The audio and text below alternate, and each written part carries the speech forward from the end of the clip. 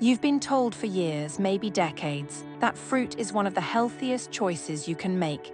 Nature's candy, packed with vitamins, fiber, and all things good. You've sliced bananas into your cereal, sipped on orange juice with your meds, maybe even reached for watermelon when your sweet tooth called. It feels wholesome, even virtuous. But what if I told you that some of the fruits you've trusted all your life could now be quietly sabotaging your health, especially after 50? That beneath the vibrant color and sweet taste, certain fruits might be spiking your blood sugar, triggering hidden inflammation, upsetting your stomach, and even interfering with your medications. This isn't about fear, it's about clarity. Because the truth is, as your body changes, your food choices need to change too. What worked for you at 30 might not serve you well at 60. And some of the most common fruits in your fridge, yes, even the ones labeled heart-healthy or antioxidant-rich, can become troublemakers if you're not paying attention. Now, this doesn't mean fruit is the enemy. Far from it. But it does mean we need to be more mindful, more informed, and more attuned to how our bodies respond after every bite. Maybe you've noticed that some mornings you feel bloated, foggy, or fatigued, even though you had what seemed like a healthy breakfast. Maybe your joints feel a little tighter after lunch, or your digestion seems slower after that late-night fruit bowl. It's not always coincidence, it's often chemistry. And once you learn which fruits may be contributing to those symptoms and what to enjoy instead, you unlock a new level of control, comfort, and confidence in your health journey. Because here at Age Defiant Health, we believe aging doesn't mean shrinking your life. It means expanding your wisdom, refining your habits, and choosing what actually supports your strength and independence, not just what sounds good on a label. And I want you to know, you're not alone in this. Most people have no idea that something as simple as a banana or a handful of grapes could create a cascade of internal effects that make healing harder. You've been eating with good intentions, and that deserves respect, not guilt. But now you have a chance to take those good intentions and align them with smarter choices. Choices that work with your body instead of against it. So stay with me, because over the next few minutes, we're going to uncover the lesser-known side of 7 everyday fruits that might be doing more harm than good for those of us over 50. I'll show you exactly why certain fruits can spike your blood sugar, irritate your gut, overload your kidneys, or conflict with common medications. But more importantly, I'll give you simple, delicious alternatives that offer the same enjoyment without the hidden cost. And before we explore those, can I ask you a small favor? If you're someone who values real, practical, compassionate health advice, not fear, not fads, just honest guidance rooted in science and experience, then please take a moment to tap that like button, share this video with someone you love, and hit subscribe to Age Defiant Health. Your support helps me reach our first 1,000 subscribers, which unlocks new features that allow me to share even more valuable content with you, more often and with more depth. It's a small action, but it creates a big ripple. Together, we're building a space where growing older means growing stronger, wiser, and more in tune with what truly matters. So grab your tea, get comfortable, and let's look at fruit through a wiser lens, because the path to feeling better doesn't always start with adding more. Sometimes it begins by understanding what needs to shift. And once you know you can choose powerfully, that's what we're here for. Let's begin.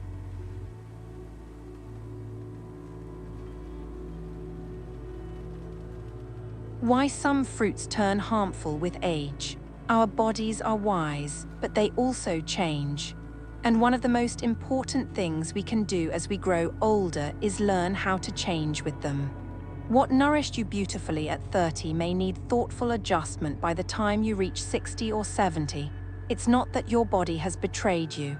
It's simply that its systems, like digestion, kidney function, blood sugar regulation, and even medication metabolism, become more delicate, more nuanced, and more reactive to the foods you eat, including something as seemingly innocent as fruit. Fruit is often the symbol of vitality. It's bright, it's juicy, it's filled with nature's sweetness. And most of it does offer real nutritional value: vitamin C, fiber, antioxidants. But as you age, the way your body processes that fruit can shift. Sugar, acid, and certain enzymes that once passed through your system with ease may now linger longer, causing subtle imbalances or even bigger disruptions. One of the first shifts to understand is in your digestive efficiency.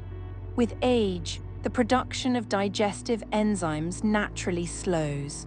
That means your body may have a harder time breaking down fruit sugars like fructose and sorbitol. This can lead to bloating, gas, or irregular bowel movements, especially when fruits are eaten alone or in large quantities.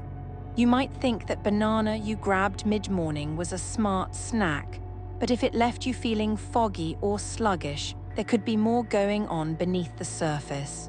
It's not about blaming the banana, it's about honoring your digestive reality. You are not what you eat, you are what you absorb. Next comes the role of the kidneys. These two bean-shaped organs filter your blood, balance electrolytes like potassium and sodium, and help regulate hydration. As we age, kidney function can decline slowly, sometimes without noticeable symptoms. But the effect is real. Suddenly, fruits high in potassium, like bananas, papayas, or even oranges, can create strain.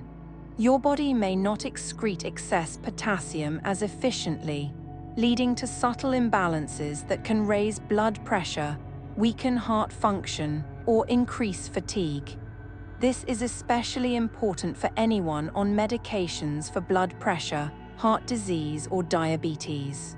If your doctor has ever mentioned watching your potassium or fluid levels, the type and timing of fruit you eat deserves more careful attention than ever. And then there's medication interaction, one of the most underestimated factors in fruit choices for adults over 50. Certain fruits, particularly citrus fruits like oranges and grapefruit, can interfere with the way your liver processes medications. They can either amplify the effect of a drug, making it too strong, or block its absorption, making it less effective. This isn't rare. It happens with blood pressure medications, cholesterol-lowering statins, blood thinners, antidepressants, and even over-the-counter supplements. What you think is a healthy glass of orange juice might be changing the way your medication behaves in your body. And that's not just surprising, it can be dangerous. It's not fear-mongering. It's just a fact that deserves attention and informed adjustment. Even the glycemic load of fruit can behave differently as you age. In your younger years, a spike in blood sugar from something like watermelon or grapes may have been offset by a brisk metabolism or an active lifestyle. But now, with a slower metabolic rate and potentially lower insulin sensitivity, those sugar surges can be more intense, more lingering, and more damaging. Frequent spikes can lead to fatigue, inflammation, weight gain around the midsection, and for those with diabetes or prediabetes, a tougher time keeping glucose under control. That handful of sweet fruit might seem harmless, but when your body is already trying to maintain balance with medication, limited movement, or hormone changes, it's one more burden it doesn't need. This isn't a message of restriction, it's a message of refinement. Not all fruits are bad. In fact, many are still incredible allies when chosen wisely and combined thoughtfully. What we're talking about here is personalization. Because at this stage in life, nutrition should not be a one-size-fits-all plan. It should be a conversation between your food and your biology. What does your body actually need? What does it struggle to process? Where is it asking for less stress, not more? You can still enjoy the sweetness of fruit. but it may be time to adjust how much, how often, and which kinds are worth reaching for. So let's explore this together, not with fear but with curiosity. Not to eliminate fruit from your life, but to help you enjoy it in ways that truly serve your energy, your comfort, your longevity. Because aging well isn't about restriction, it's about alignment. And when you align your food choices with your body's needs, you don't just feel better, you become more in tune with what your body has been trying to tell you all along. Let's keep listening. The sweet 7 to watch out for. Number 1. Starfruit, the kidney trap. Starfruit, with its radiant golden flesh and exotic star shape, often feels like a celebration of tropical vitality. It's one of those fruits you might stumble upon at a farmer's market or see neatly sliced on a hotel buffet table, looking like edible sunshine.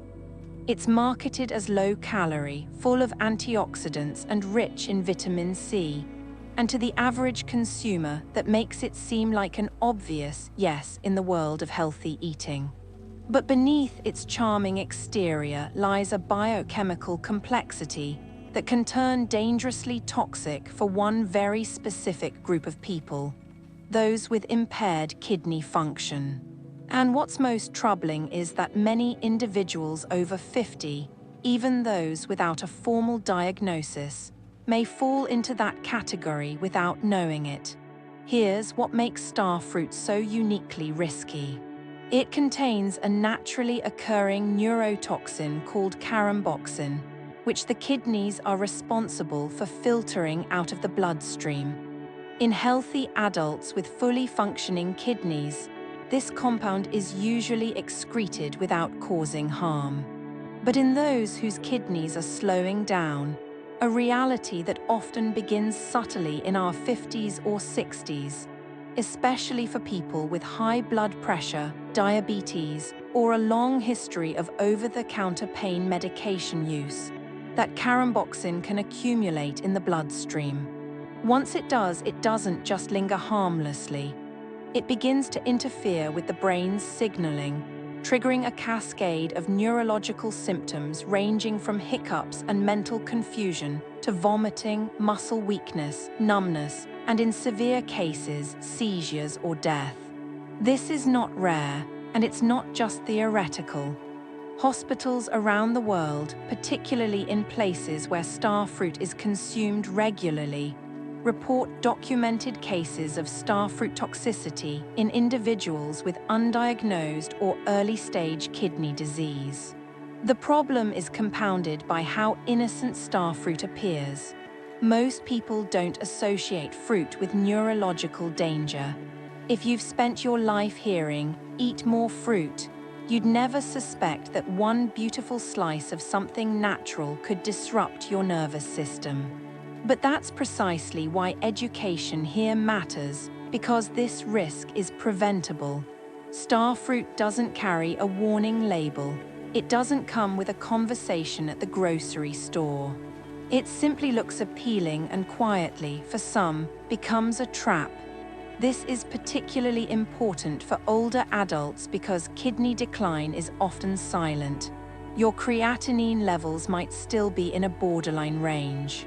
Your blood work may not scream danger, but the filtration rate of your kidneys, what's called the GFR or glomerular filtration rate, often diminishes steadily with age. You might feel a little more tired after certain meals, or notice swelling in your ankles, or get dizzy standing up and chalk it up to aging. But your kidneys are whispering. And in that fragile state, a single serving of starfruit can be enough to trigger toxicity. This is not about fear. It's about respect for your kidneys, for their workload, and for how something as natural as fruit can shift from nourishment to stressor depending on the terrain of your health. Now let's be clear, if you're a healthy person with no kidney issues, starfruit in moderation may not pose a threat. But if you are over 50, if you're on medication for blood pressure or diabetes, If you've ever had a urinary tract infection that took a little longer to resolve, or if your doctor has ever mentioned your kidney numbers being a little off, this is one fruit you need to avoid. Not because fruit is bad, but because precision is good. This is the age of personalized nutrition, not generalized advice. And personalization means asking, how does this fruit interact with my current health, my medications, my biology? Star fruit, unfortunately for many, is not a good match. But the good news is you don't have to sacrifice pleasure or variety. There are beautiful, safe alternatives that offer the same exotic joy without the neurotoxic risk. One of the best replacements is Asian pear, a crisp, hydrating, mildly sweet fruit that's easy on the kidneys and high in fiber. Unlike star fruit, it has no harmful compounds, and its crunch satisfies the same sensory experience. Slice it thin and add it to salads or enjoy it as a refreshing dessert paired with a handful of walnuts. Another great option is dragon fruit, also known as pitaya. Its soft, speckled interior and mild sweetness make it a fun, tropical swap with powerful antioxidants, gentle hydration, and none of the caramboxin danger. It's especially good for digestion and skin health and pairs well in smoothies or chilled fruit bowls.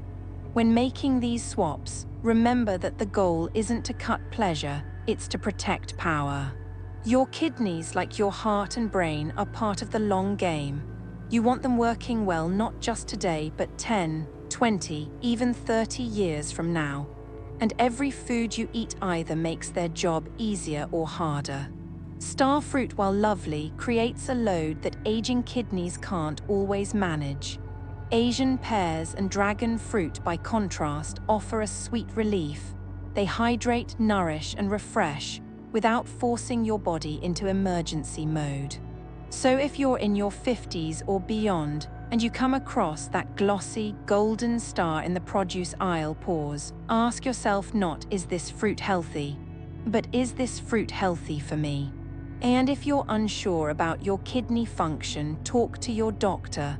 Ask for a GFR test. Understand where you stand, because once you know, you can choose with confidence.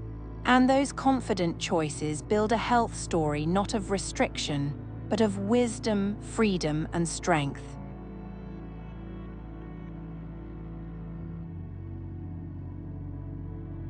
Number 2, grapes, sugar bombs in a bite. There's something undeniably delightful about grapes. They're sweet, convenient, and bite-sized, like nature's candy. You wash a handful, toss them in a bowl, and snack while reading, watching television, or chatting with a friend. For many older adults, grapes feel like a safe, nostalgic, even elegant choice. Maybe you grew up seeing them on cheese platters or frozen them for summer treats. But as beautiful and refreshing as they seem, grapes are quietly one of the most misleading fruits when it comes to how they impact your body, especially if you're over 50. They're tiny, yes, but they carry a big load of natural sugar that hits your bloodstream fast. And when it comes to blood sugar, digestion, and safe swallowing, all areas that become more sensitive with age, grapes are not as innocent as they appear. Let's start with the sugar. Grapes are high in fructose, a simple sugar that's absorbed quickly in the small intestine and doesn't require much digestion. That might sound like a good thing, but here's the problem. In older adults whose insulin sensitivity tends to decline naturally with age, this kind of sugar rush can create rapid spikes in blood glucose levels. You might feel an initial energy boost, but within an hour that crash arrives, leaving you foggy, tired, and reaching for another snack. Over time, these frequent glucose spikes contribute to a pattern of chronic inflammation, energy instability, and metabolic imbalance. For individuals managing type 2 diabetes or prediabetes, which becomes more common after 50, this pattern is not just exhausting. It's dangerous.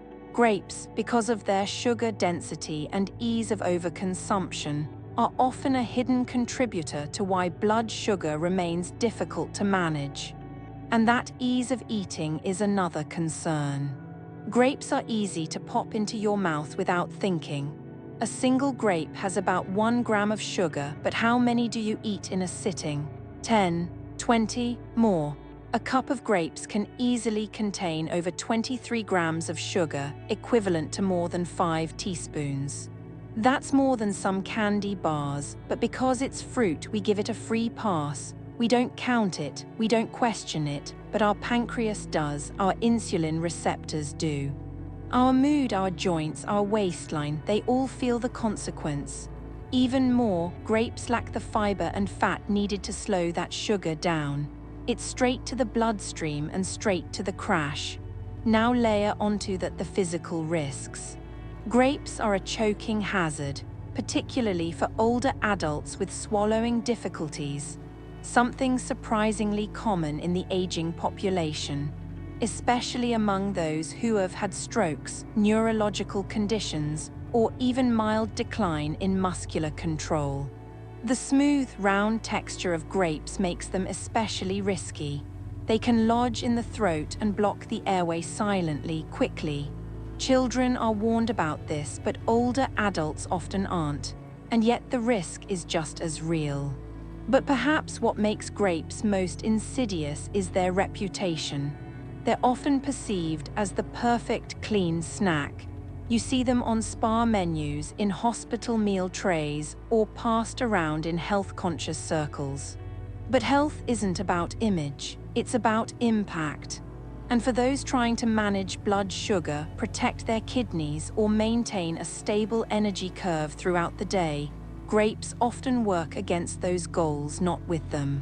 One public figure who's spoken openly about this is Tom Hanks. Diagnosed with type 2 diabetes in his mid-50s, Hanks has often joked about the small but surprisingly difficult dietary changes he's had to make, grapes being one of them.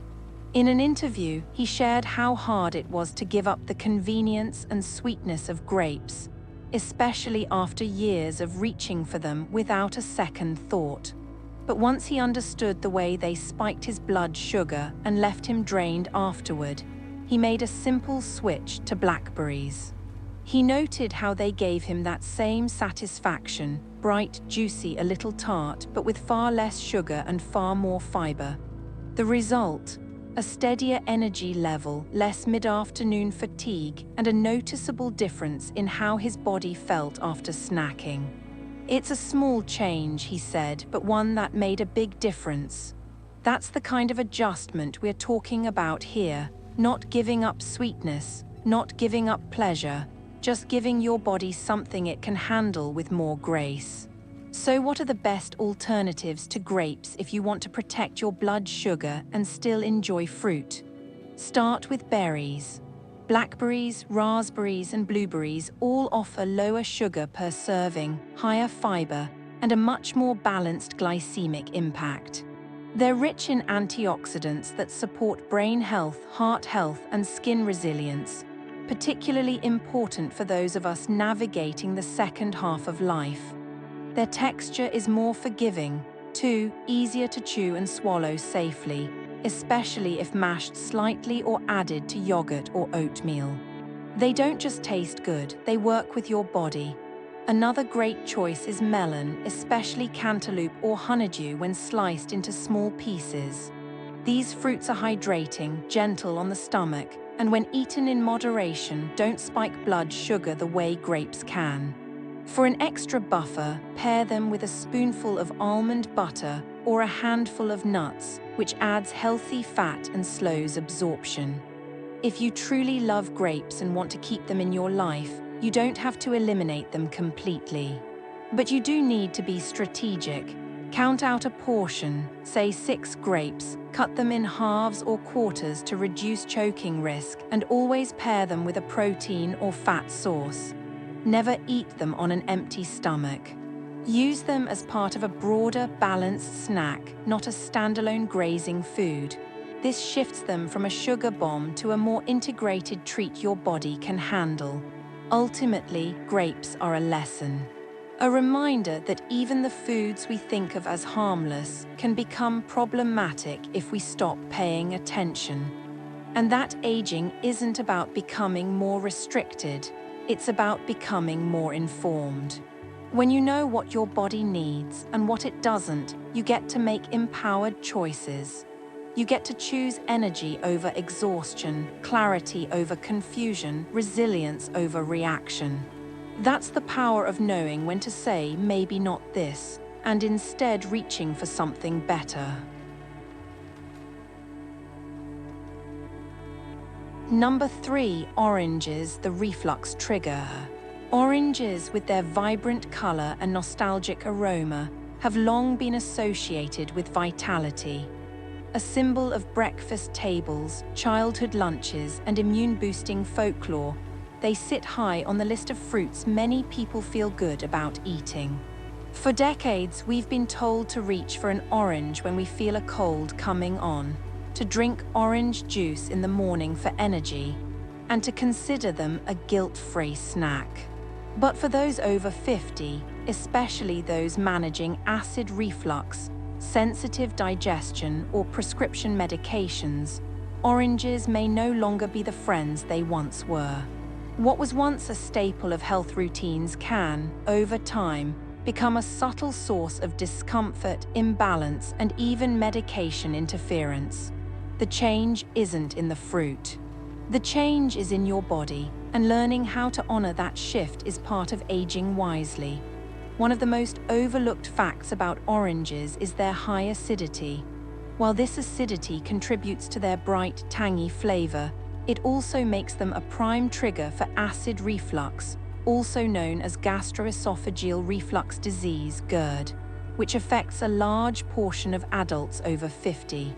As we age, the muscle at the bottom of the esophagus, called the lower esophageal sphincter, can weaken, allowing stomach acid to travel upward more easily. The result is burning in the chest, throat irritation, chronic cough, or even erosion of the esophageal lining. Oranges, with their potent citric and ascorbic acids, exacerbate this condition. When consumed in the morning on an empty stomach, or in concentrated form like orange juice, they flood the stomach with acid and stimulate excess gastric juice production. This creates a perfect storm for reflux, especially when combined with other triggers like caffeine, fried foods, or eating late at night. But the reflux isn't the only issue. Oranges also contain furanocoumarins, natural compounds that interfere with the enzyme system responsible for metabolizing many medications in the liver, particularly the cytochrome P453A4, CYP3A4 pathway.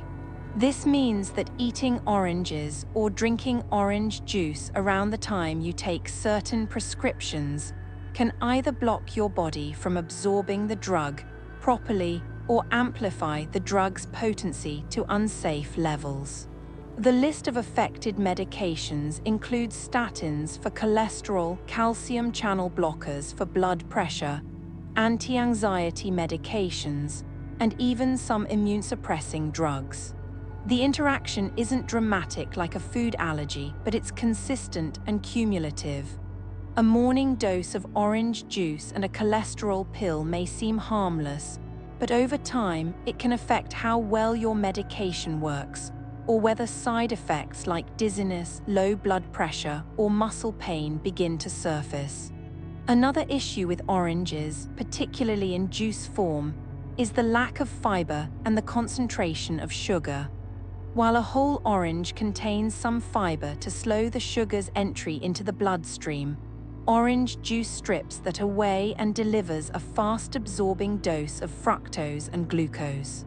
This spike in blood sugar can create problems for older adults dealing with prediabetes, insulin resistance, or type 2 diabetes. And because juice is easy to drink in large amounts, many people end up consuming more sugar than they realize. An 8-ounce glass of orange juice contains roughly 21 grams of sugar. That's more than 5 teaspoons, without any of the bulk or satiety of the whole fruit. It floods the system quickly, contributes to post-meal crashes, and can leave you feeling more hungry than before. Now, this doesn't mean you need to give up flavor or vitamin C, it means you need better options. One beautiful swap is kiwi. This small, fuzzy fruit contains even more vitamin C than an orange, more than 230% of your daily recommended value in just one serving, but it's significantly lower in acid. It also offers a rich dose of fiber, potassium, and antioxidants that support eye health, immunity, and digestion. Kiwi contains a unique enzyme called actinidin, which aids in protein digestion and makes it a fantastic post-meal addition for older adults. It's gentle on the stomach, hydrating, and easy to chew. For those with reflux, it rarely triggers symptoms and can even help soothe mild bloating or post-meal discomfort. Slice it into a salad, blend it into a smoothie, or simply eat it with a spoon, skin and all if you're adventurous, since the skin provides even more fiber. Another smart alternative is the humble red bell pepper. While not technically a fruit in the culinary sense, it is botanically one, and it offers a vitamin C powerhouse with almost 3 times the amount found in oranges. Yes, 3 times.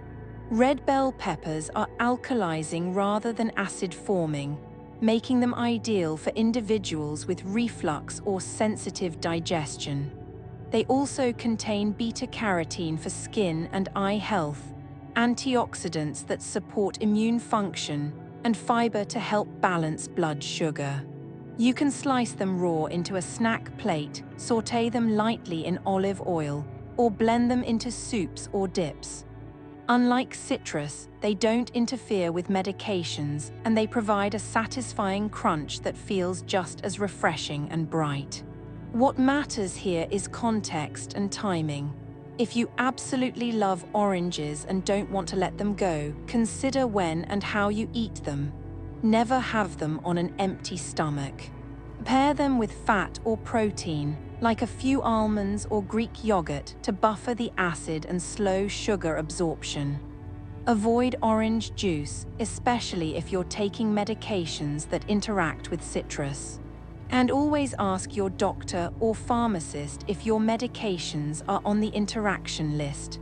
Most will happily guide you once asked, but many patients never bring it up because we're not taught that food and medicine share the same biological roads.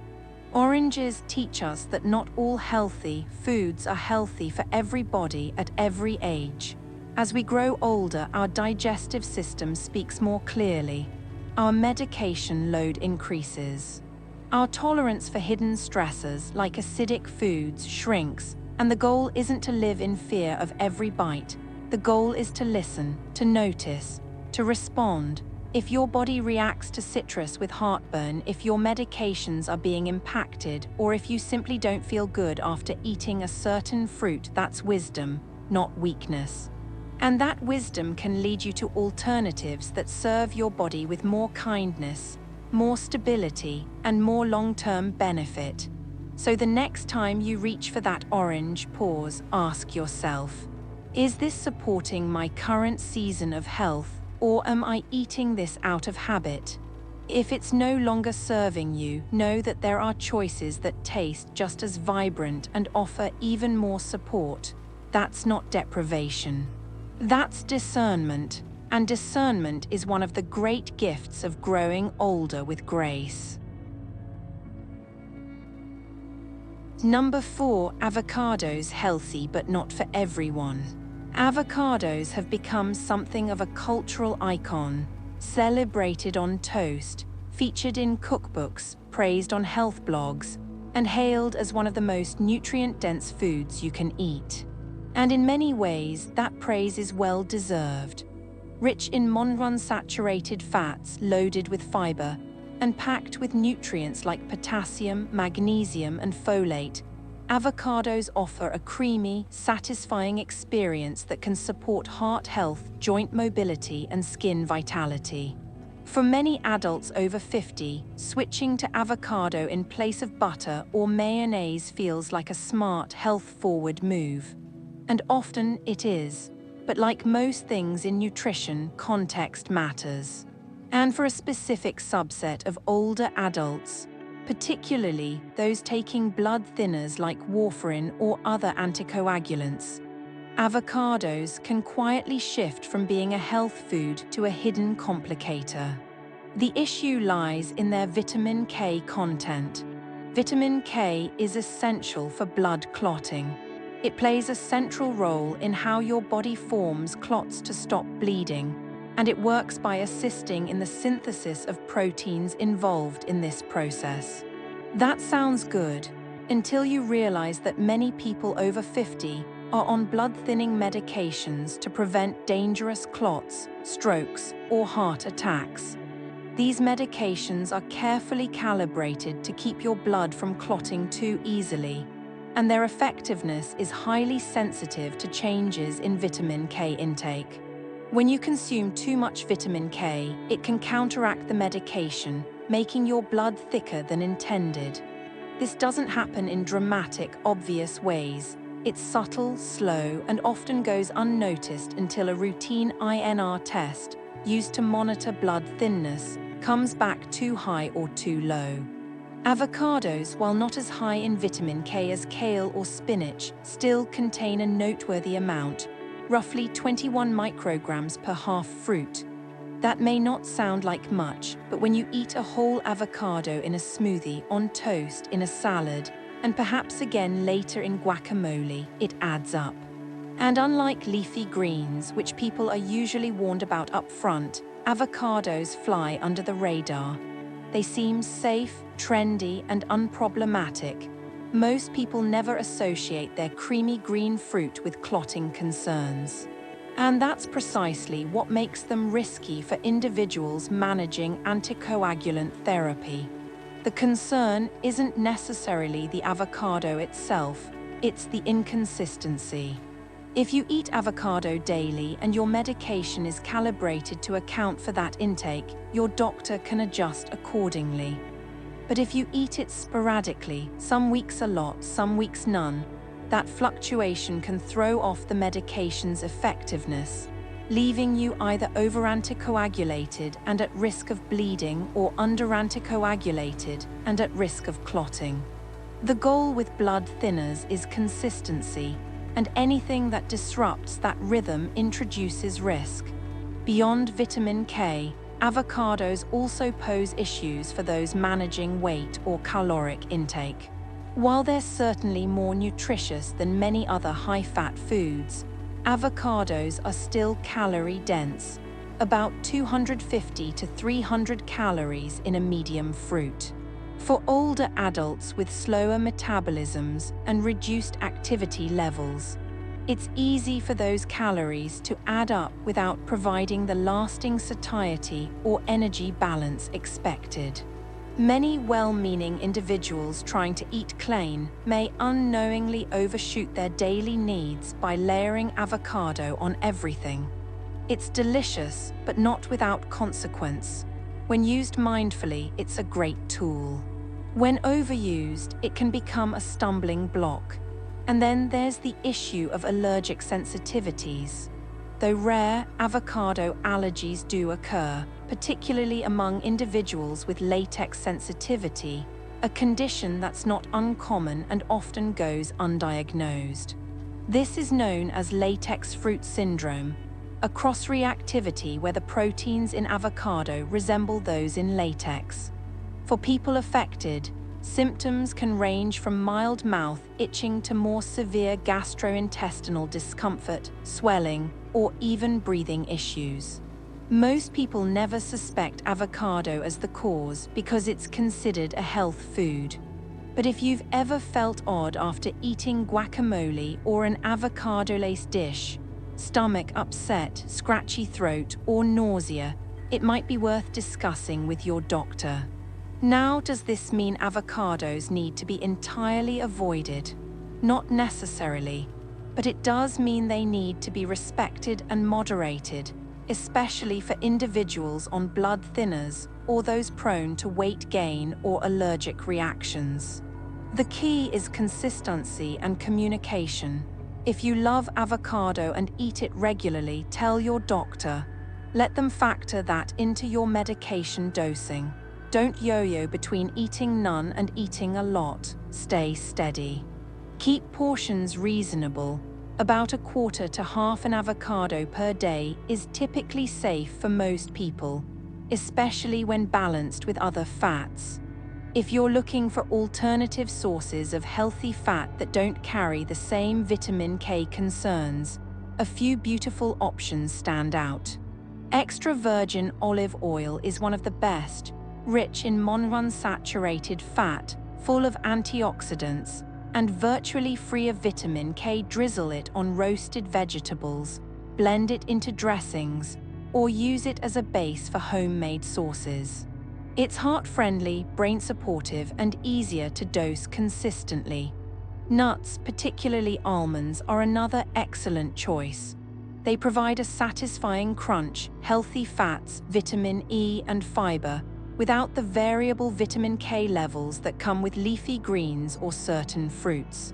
A small handful each day can help lower cholesterol, improve skin health, and support steady energy throughout the day. The bottom line is that avocados aren't bad, but they're not universally neutral either. Like many foods, their impact depends on the context, your medications, your health goals, your body's sensitivities. In youth, nutrition can afford to be casual, but in this chapter of life, we benefit from attention to detail. We thrive when we eat with understanding, not just emotion or habit. That understanding gives you power, not to eliminate foods from your life, but to align them with your life. And when food becomes an ally instead of a wild card, the results ripple outward, into your energy, your stability, your confidence, your peace of mind. Number 5. Watermelon, summer's sneaky sugar spike. Watermelon is a symbol of summer, a picnic staple, a childhood delight, a juicy bite of nostalgia wrapped in bright pink and green. It evokes images of front porch evenings, seed-spitting contests, and carefree afternoons. For many, it feels more like a memory than a health decision. And in moderation, it can be a refreshing and hydrating snack. But for adults over 50, especially those managing blood sugar, heart conditions, or fluid retention, watermelon can become a sneaky disruptor, sweet, cheerful, and completely underestimated. That's because despite its reputation as a water-rich fruit, watermelon carries a high glycemic index, which means it causes a rapid increase in blood glucose levels when consumed. And while it may feel hydrating in the moment, its diuretic nature and sugar concentration can create imbalances that challenge older bodies more than younger ones. Let's begin with the sugar issue. A single cup of watermelon contains around 10 grams of sugar. It's not the most sugar-dense fruit on the list, but the problem lies in how quickly that sugar hits your bloodstream. Watermelon's glycemic index ranges from 72 to 80 depending on ripeness, much higher than most fruits. This rapid absorption leads to a swift insulin response.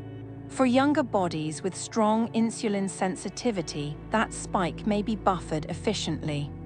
But for older adults, particularly those with insulin resistance, prediabetes, or full diabetes, it becomes a roller coaster, energy surges followed by crashes. Over time, these repetitive spikes wear down metabolic function, increase fat storage, and contribute to chronic inflammation, which is linked to everything from joint pain and brain fog to cardiovascular risk. The irony is that people often choose watermelon as a light snack, assuming its high water content offsets the sugar, but the speed at which it digests makes it one of the most metabolically disruptive fruits on the plate. Now let's look at fluid balance, an often overlooked aspect of older adult nutrition. Because watermelon is over 90% water, it's perceived as hydrating, and in some ways it is. But it also acts as a natural diuretic, prompting the kidneys to excrete more water and electrolytes. For someone who is already struggling with hydration, on diuretics for blood pressure, or managing kidney or heart issues, this can throw off electrolyte levels, particularly sodium and potassium. The result: swelling, dizziness, muscle cramps, or in some cases, an irregular heartbeat. Many older adults don't realize that over-consuming high water content fruits can actually work against their hydration strategy. It's not just about how much fluid you take in, it's about how well your body retains and uses that fluid. Watermelon, when eaten in large quantities or without other balancing nutrients, can tip that scale in the wrong direction.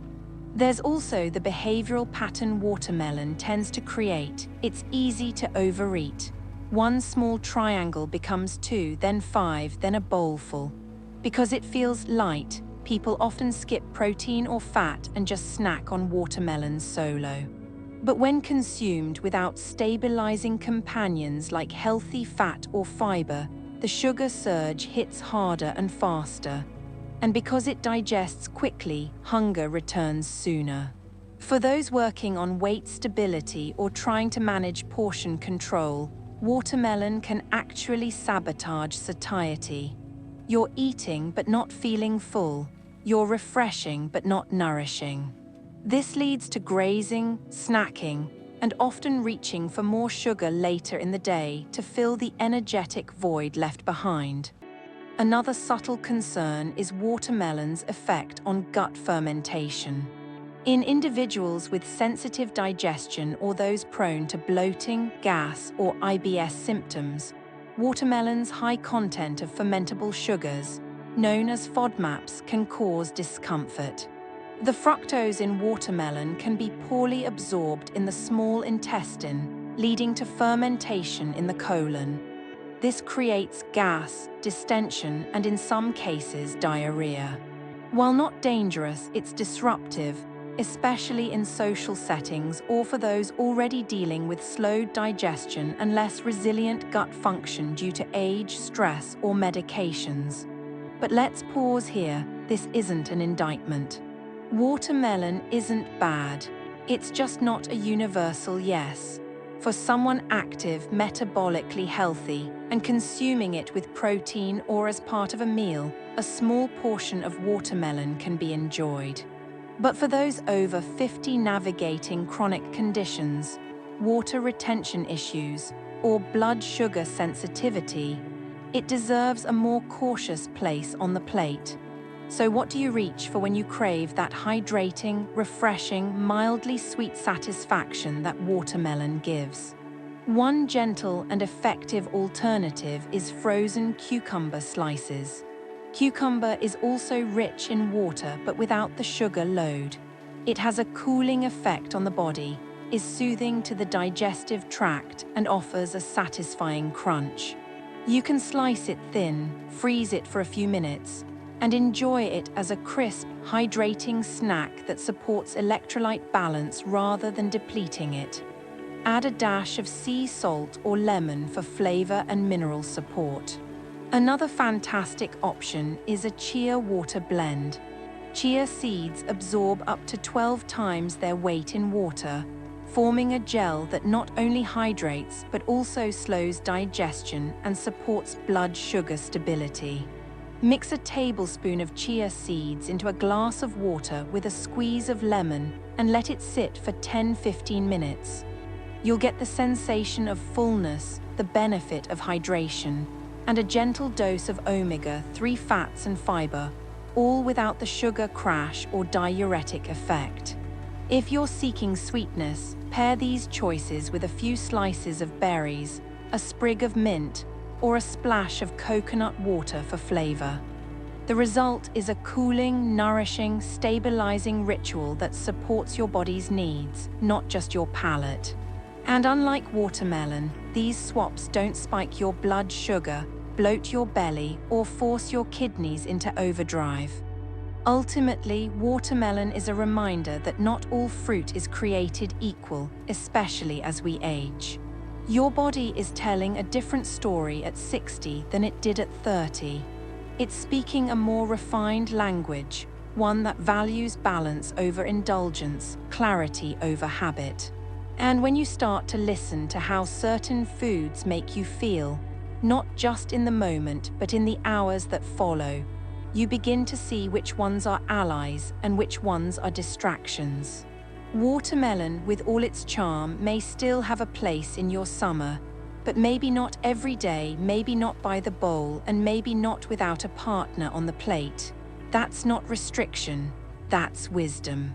And wisdom is what transforms health from a chore into a conversation with yourself, your body, and the life you want to keep living well. Number 6, papaya, not so gentle on the gut. Papaya, with its soft coral hue and tropical aroma, often carries the image of gentle health. It's the fruit you're told to eat when you're recovering from illness, when your digestion is off, or when you want to soothe inflammation. For many, it evokes island vacations and health retreats. Papaya's reputation is one of gentleness, healing, and subtle sweetness, but that reputation doesn't tell the whole story. For older adults, especially those on medications, with food sensitivities, or navigating gut health challenges, papaya can quietly stir up issues that run deeper than its silky texture would suggest. The problem with papaya is not that it lacks nutrients. It's rich in vitamin C, beta-carotene, and a unique enzyme called papain, which aids digestion.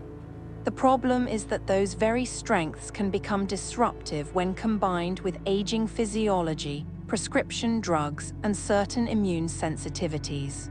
Let's begin with medication interference, one of the most important but least discussed aspects of eating papaya later in life. Papain, the enzyme that makes papaya such a famous digestive aid, is a proteolytic enzyme. It breaks down proteins in the digestive tract, making food easier to absorb. That sounds like a plus, and in some cases it is. But enzymes this potent don't always know where to stop. When introduced in high amounts, like in concentrated ripe papaya, papaya seeds, or papaya-based enzyme supplements, papain can interfere with the absorption and effectiveness of certain medications, particularly blood thinners like warfarin, aspirin, or clopidogrel. It can increase bleeding risk by enhancing anticoagulant effects or disrupt drug bioavailability by altering the speed of digestion. In some individuals, it may even reduce the breakdown time of enteric-coated pills, which are designed to release slowly in the intestines. When medications don't behave as expected, the outcome isn't always obvious, but it is always meaningful. Blood pressure may fluctuate, bleeding time may increase, medications may underperform or overperform. And for someone in their 60s or 70s, especially those on multiple prescriptions, this isn't just theoretical, it's something to monitor closely. The second issue with papaya is its potential for allergic reaction, especially in those with latex sensitivity or a history of seasonal allergies. This is because papaya contains compounds called chitinases, which can cause a cross-reaction in people allergic to birch pollen, ragweed, or latex. The body confuses the proteins in papaya with these allergens, triggering immune responses that range from mild mouth itching and digestive upset to full-blown anaphylaxis in rare cases. This condition is known as latex fruit syndrome, and while it may sound obscure, it affects a growing number of older adults whose immune systems have become more reactive over time. You may not have been allergic to papaya when you were younger, but the immune system is dynamic. It changes with age, environment, and exposure. What once felt like a safe fruit can suddenly cause discomfort, irritation, or worse. And because papaya is so often eaten raw and alone, any reaction it causes is more likely to be linked directly to its properties. Additionally, papaya, especially the seeds, which are sometimes consumed for their so-called cleansing effects, can irritate the gastrointestinal lining. While small amounts of the ripe flesh may be soothing for some, the seeds and underripe fruit contain higher levels of latex-like substances and tannins that can cause cramping, diarrhea, or nausea in those with sensitive stomachs. This is particularly concerning for older adults with IBS, GERD, or a history of gastritis, whose gut linings are already more fragile and reactive. Eating papaya on an empty stomach or as part of a detox practice can be especially harsh. What's marketed as a gut-friendly fruit can actually lead to bloating, discomfort, or worsening acid levels in individuals who need calming, not stimulation. And there's another overlooked factor: fermentation risk. Papaya, due to its high natural sugar content and enzyme profile, can ferment quickly in the gut if digestion is slowed, as it often is in people over 50. Slower gastric emptying means the fruit can sit longer in the stomach, feeding gut bacteria and yeast, producing gas and triggering distension or reflux. This isn't about blaming papaya, it's about understanding your body's shifting relationship with food as time goes on. Your gut motility is no longer the same. Your microbiome has changed. The foods that once felt light may now feel heavy or chaotic, not because the food changed, but because your internal ecosystem has. So what's the alternative? If you love tropical flavor and want digestive support without the enzyme intensity of papaya, consider a few safer, more stable options. Plain yogurt, especially unsweetened Greek or coconut-based yogurt with live cultures, offers gentle digestive assistance through probiotics rather than proteolytic enzymes. It's soothing, buffers stomach acid, and pairs beautifully with safer fruits like blueberries or kiwi. It also helps absorb fat-soluble vitamins and supports the immune system, something papaya claims to do but with less consistency and more risk. Another lovely alternative is fermented vegetables like mild kimchi or sauerkraut. A tablespoon with meals provides digestive enzymes in natural, manageable amounts, supports gut flora, and doesn't interfere with medications. And for those needing a soothing, anti-inflammatory food, steamed pumpkin or sweet potato delivers beta-carotene and fiber with none of the allergy triggers, enzyme overload, or drug conflicts. If you've eaten papaya without issue for years, there may be no need to panic, but it's still worth evaluating. If you've experienced any new digestive discomfort, medication inconsistencies, or unexplained bloating after fruit-heavy meals, consider keeping a brief food journal. Track how you feel an hour or two after eating papaya. Note whether you take medications that are sensitive to enzyme or acid changes. And if you have a latex sensitivity or have reacted to foods like kiwi, banana, or chestnut in the past, be cautious. You may be more vulnerable than you realize. Papaya isn't bad. It's just not gentle for everyone. It's a reminder that as you age, health isn't just about adding good foods. It's about recognizing which foods are good for you now in this chapter. And sometimes that means letting go of something that no longer supports your goals, even if it once did. That's not loss, that's growth. And when you swap in foods that work with your body, not against it, you don't lose nourishment. You gain harmony, and harmony is where true health begins. Number 7, bananas, the potassium overload. Bananas have long been seen as the epitome of a healthy snack. They're quick, portable, non-messy, and sweet without needing added sugar. For many people, they're the go-to fruit, easy to toss in a bag, slice onto cereal, or blend into a smoothie. They show up on hospital trays, school lunches, and recovery menus alike, and it's easy to see why. Bananas are high in fiber, contain a respectable dose of vitamin B6 and C, and are famously rich in potassium, a nutrient vital for nerve function, muscle contraction, and heart health. But for older adults, especially those living with kidney disease, heart conditions, or taking beta blockers, this potassium content is exactly where the banana story takes a quiet turn. What was once a heart-healthy choice can slowly become a dangerous overload, pushing a vulnerable system just a little too far. As we age, our kidneys naturally lose some of their filtration power. This isn't a failure, it's a predictable shift, part of the body's broader slowdown.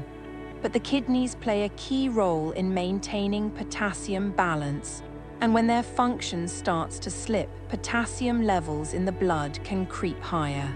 Most of the time, this goes unnoticed until symptoms begin to emerge: fatigue, muscle weakness, irregular heartbeat, even confusion.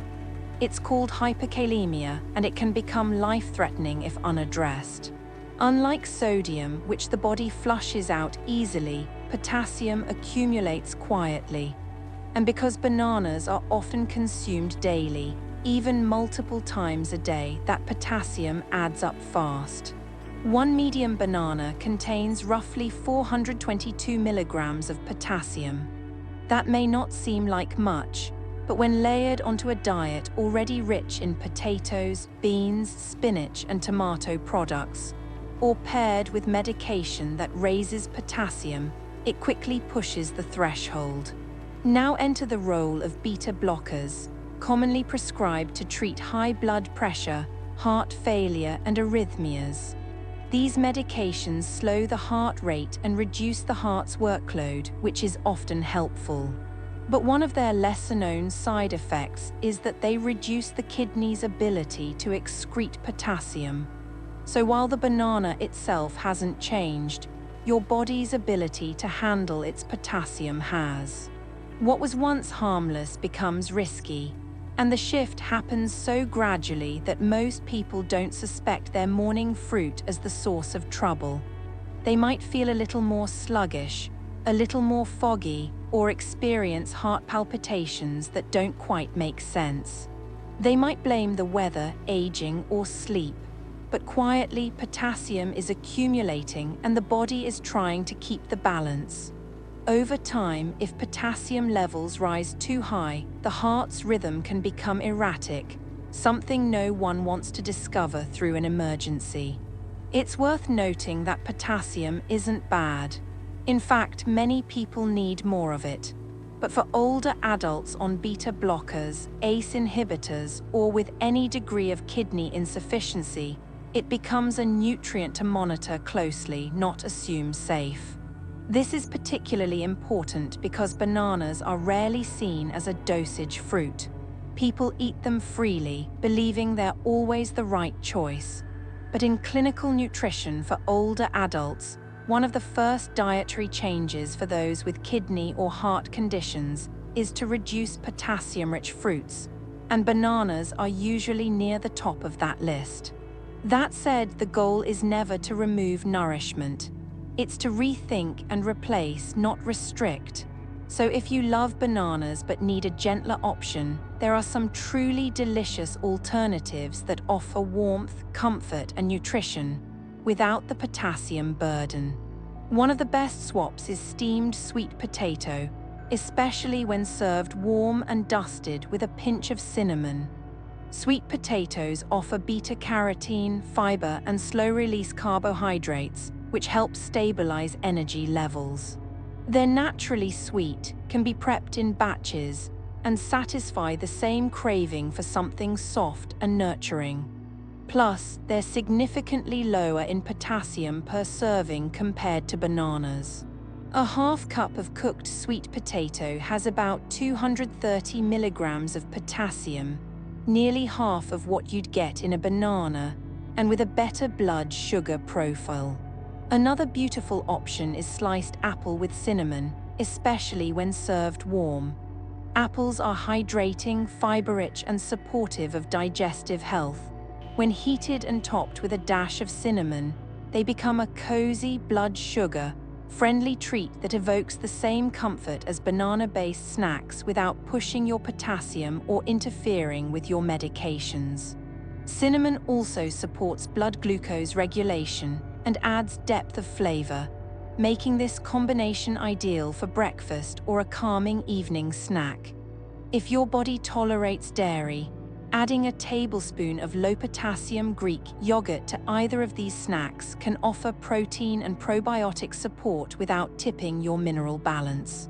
And if you enjoy smoothies, blending apple, cooked carrots, and a splash of almond milk with ice and spice can create a refreshing drink with complexity and none of the concerns that come with bananas. The key takeaway is not that bananas are harmful to everyone. They're not. But they are harmful for some, particularly when eaten frequently, without awareness, or in combination with the very medications designed to protect your heart. The tragedy is not in the banana, it's in the silence around its risks. In a culture where bananas are marketed as universally healthy, it takes a little extra wisdom to see when they no longer serve your unique needs. That's not deprivation, that's discernment. And discernment is one of the most powerful tools you gain with age. So if you've been eating bananas daily out of habit, or assuming they're the best pre-walk or pre-breakfast snack, it may be time to pause. Ask your doctor to review your potassium levels. Discuss your medications and their impact on kidney function. Try going a few days without bananas and notice how your body feels. And if you decide to keep bananas in your life, do so mindfully. Perhaps just half a banana at a time, paired with fiber or fat and spaced out from your medications. You may find that your energy becomes more stable, your digestion more comfortable, and your heart rhythm a little more steady. Because ultimately, health at this stage of life isn't about perfection. It's about tuning in, listening closely, choosing with care, and trusting that small shifts like swapping a banana for a baked apple can ripple outward into more peace, more clarity, and more strength in the body you call home. The better way to eat fruit after 50. By the time we reach 50, our bodies begin whispering messages we didn't hear so clearly in our younger years. Foods that once digested with ease might now linger or bloat. Blood sugar that stayed stable for decades might now swing with subtle but exhausting shifts. And the simple sweetness of fruit might need just a little more thought to remain the ally it once was. The truth is, you don't need to give up fruit to age well, but you do need to learn how to meet your body where it is, not where it used to be. That begins with awareness and a few strategic changes that align your fruit intake with how your metabolism, hormones, and digestive system function after midlife. And when you do, the benefits ripple outward. Better energy, smoother digestion, more stable moods, and an internal sense of harmony that only comes when your food choices truly match your physiology. One of the simplest and most impactful shifts you can make is to always pair fruit with protein or fat. This isn't about complicating your meals. It's about slowing down the absorption of sugar so that your body can handle it gracefully. When you eat fruit on its own, especially in the morning or during long gaps between meals, the natural sugars enter your bloodstream quickly, causing a spike in glucose and insulin. That might feel fine at first, even energizing, but the crash that follows can leave you tired, irritable, or craving more sugar. For those managing insulin resistance, prediabetes, or mood swings, this pattern can become a quiet, daily roller coaster. But when you combine fruit with a little fat or protein, say, a few almonds with your apple, a a spoonful of almond butter on your banana, or some plain Greek yogurt with berries, you create a buffer. That buffer slows digestion, steadies your blood sugar, and extends your sense of fullness. It doesn't take much. A tablespoon of chia seeds, a slice of cheese, or even a hard-boiled egg alongside your fruit snack can change how that fruit behaves in your body entirely. Another powerful practice is to avoid eating high-sugar fruits on an empty stomach. When your stomach is empty, the impact of sugar, yes, even natural sugar, is stronger. The absorption is faster, and for people with slower digestive enzymes or lower morning cortisol regulation, the spike can feel more dramatic. Instead of starting your day with fruit alone, consider pairing it with a complex breakfast. For example, instead of just having a banana or fruit smoothie, blend a half banana with spinach, protein powder, and unsweetened nut milk. Instead of reaching for grapes or watermelon in the afternoon, pair them with a few walnuts or a piece of turkey. And if you're reaching for dried fruits like dates or raisins, be even more cautious. They're concentrated sources of sugar, and without fiber or fat, they act more like candy than nourishment. Focus instead on low-sugar, high-fiber fruits that offer sweetness without the crash. Blueberries are among the best. They're low on the glycemic index, packed with antioxidants that support brain function, and full of fiber that slows digestion. Just half a cup delivers a gentle hit of natural sugar, a beautiful burst of flavor, and powerful plant compounds that reduce inflammation and support vascular health. Pears are another excellent choice, especially when eaten with the skin.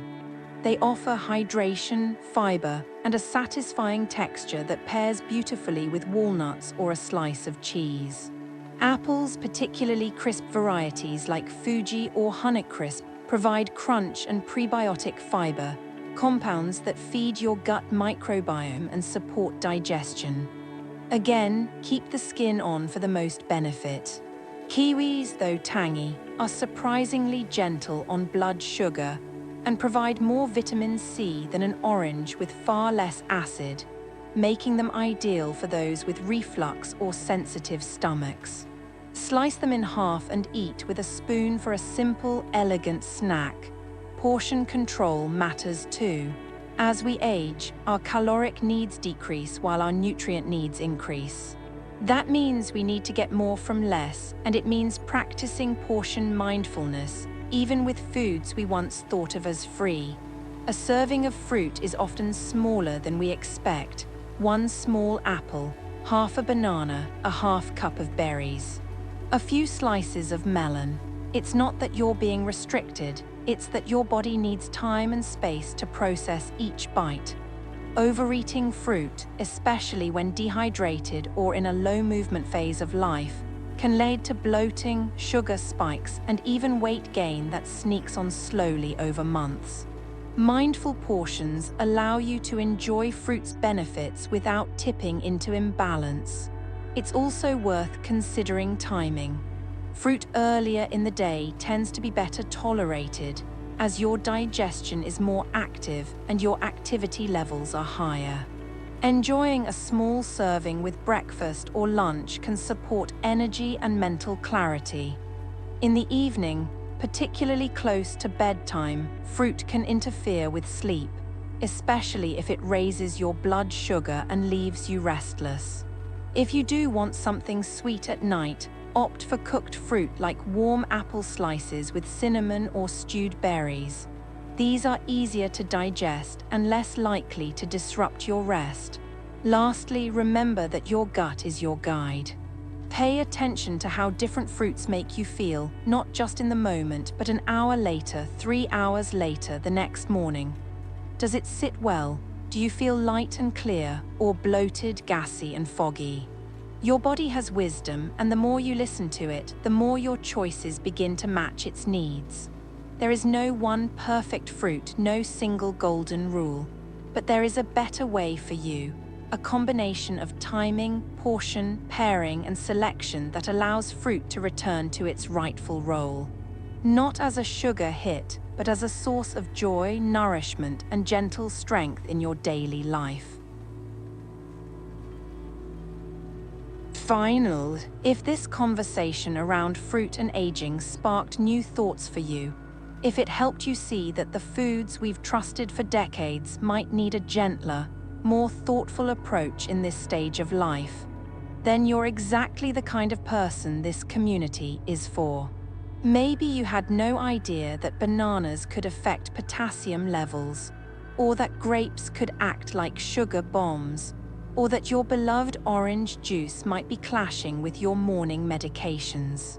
Or maybe you've already felt those subtle shifts in your body, energy highs and lows, discomfort after meals, or the quiet frustration of doing everything right but not quite feeling your best.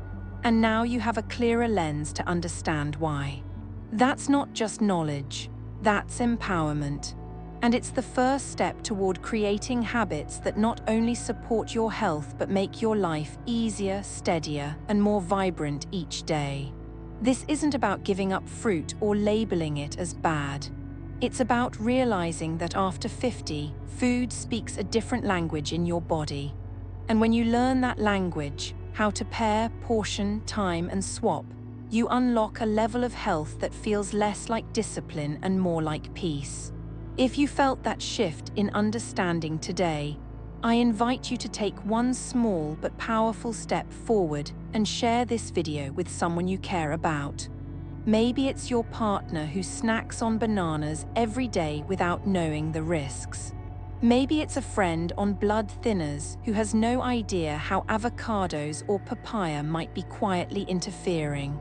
Maybe it's your adult child who's helping you meal plan but still stuck in outdated nutrition rules. When we share knowledge, we don't just protect health, we deepen connection.